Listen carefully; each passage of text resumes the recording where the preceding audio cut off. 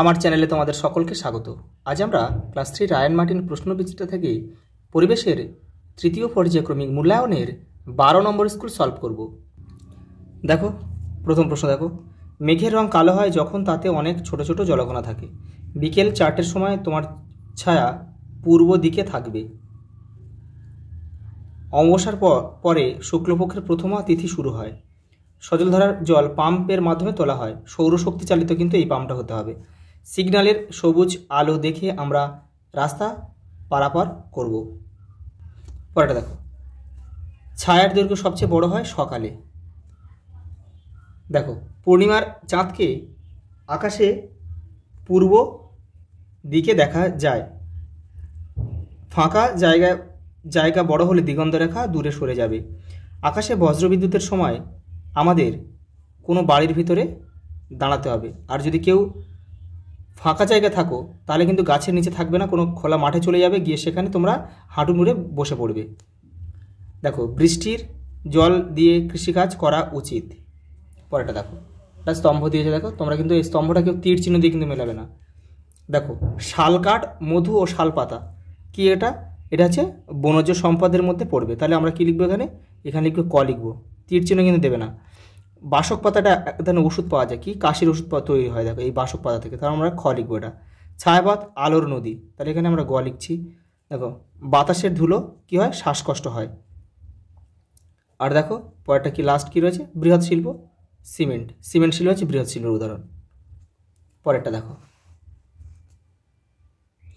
দেখো সঠিক বাক্যের পাশে টিক চিহ্ন দাও এবং ভুল বাক্যের পাশে কাটা চিহ্ন দিতে বলেছে। দেখো অমাবস্যার আকাশে পূর্ণ চাঁদ দেখা যায়, এটা ভুল, এটা পূর্ণিমার আকাশে হবে। আমাদের শ্রেষ্ঠ সম্পদ হলো শিক্ষা, এটা ভুল, এটা হবে কি? স্বাস্থ্য হবে। পরেরটা দেখো, কাগজ তৈরির কাঁচামাল হলো ঘাস ও বাঁশ, এটা কিন্তু সঠিক।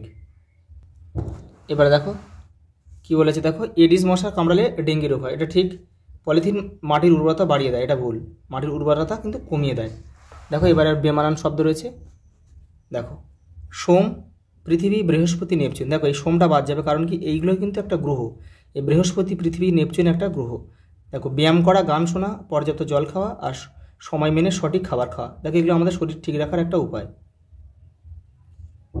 দেখো জল, মাটি, ধোঁয়া আর বায়ু, দেখো এই তিনটে হচ্ছে প্রাকৃতিক সম্পদ, এটা আমাদের বাদ যাবে। এটা দেখো পরিবেশ দূষণ করে কিন্তু ধোঁয়া থেকে।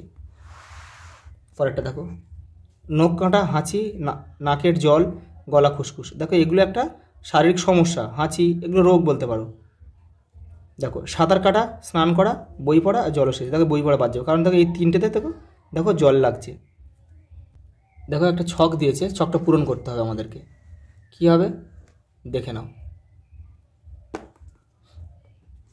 দেখো রাস্তা পার হওয়ার সময় কী সাবধানতা আমরা অবলম্বন করব? জেব্রা ক্রসিং ছাড়া আমরা কোনো জায়গা দিয়ে রাস্তা পার হবো না, আর যদি পার হয় তাহলে আমাদের দুদিকে কিন্তু দেখে নিতে হবে, এটা জায়গা নেই, তোমরা একটু লিখে নিও। ব্লেড দিয়ে নখ কাটার সময় আমাদের কী সাবধানতা অবলম্বন করতে হবে? নখ ভিজিয়ে রাখতে হবে, তারপরে সাবধানে কাটতে হবে।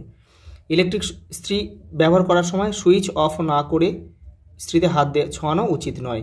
সাঁতার কাটতে না জানলে জলে নামা উচিত নয় বা জল থেকে দূরে থাকতে হবে। ইলেকট্রিকের সুইচ হাত দেওয়ার সময় আমাদের হাত মুছে নিতে হবে, যাতে হাতে জল বা ভিজে না থাকে হাতটা আর কি। পরেরটা দেখো একটি বাক্যে উত্তর দিতে বলেছে, কি দেখো এখানে কি বলেছে? সকাল 8টার সময় তোমার ছায়া কোন দিকে থাকবে? পশ্চিম দিকে থাকবে। সকাল 8টা মানে সকালবেলা, সেই জন্যে। পরেরটা দেখো কখন মেঘের রং ছাই ছাই দেখায়? জলকণা বড় বড় হয় যখন, তার মানে যখন মেঘের মধ্যে জলকণা বড় বড় হয় তখন কিন্তু মেঘের রংটা ছাই কালার দেখায়। রাতের আকাশে পূর্ণ চাঁদ দেখা যায় কখন? পূর্ণিমা রাতে। দেখো পূর্ণিমার পরে দ্বিতীয় সন্ধ্যাকে কি বলে? দ্বিতীয়া। তার মানে এটা কিন্তু কৃষ্ণপক্ষের দিতে হবে, যেহেতু পূর্ণিমার পরে এটা যে কৃষ্ণপক্ষ হবে কিন্তু।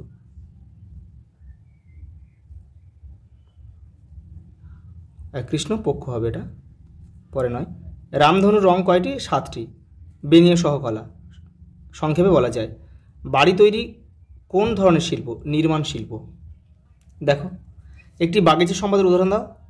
দেখো বাগানের ফল যেমন আম, আপেল, তাল গাছে তুলনামূলকভাবে বেশি বাজ পড়ে কেন? অনেক লম্বা বলে বা অনেক উঁচু বলে। বাইক চালানোর সময় আমরা মাথায় অতি অবশ্যই কী পরবো? হেলমেট পরবো। ছায়ার দৈর্ঘ্য সবসময় ছোট হয় কেন? আচ্ছা, ছায়ার দৈর্ঘ্য সবচেয়ে ছোট হয় কোন সময়? দুপুর 12টার সময়, কিন্তু সূর্য যখন ঠিক মাথার উপর থাকে সেই সময় ছায়ার দৈর্ঘ্য কিন্তু সব থেকে ছোট হয়। বাতাসে ধোঁয়া ও ধুলো থাকলে আমাদের কি অসুবিধা হয়? দেখো, ধোঁয়া থাকলে চোখ জ্বালা করে, আর ধুলো থাকলে কি হয়? দেখো, শ্বাসকষ্ট হয়। জেব্রা ক্রসিং দিয়ে আমরা কি করি? আমরা রাস্তা পার হই।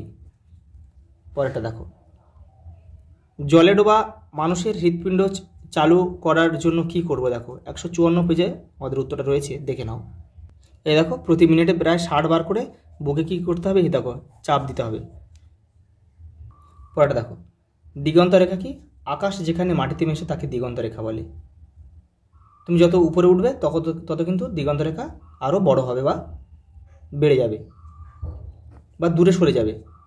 জলের অপচয় রোধ করার জন্য আমাদের কি করা উচিত? দেখে নাও। পরেরটা, সূর্য ও চন্দ্র ও সূর্যের মধ্যে 4টি অমিল লেখো। অমিল মানে কিন্তু পার্থক্য, দেখে নাও। আজ এই পর্যন্ত, দেখা হবে পরের ভিডিওতে।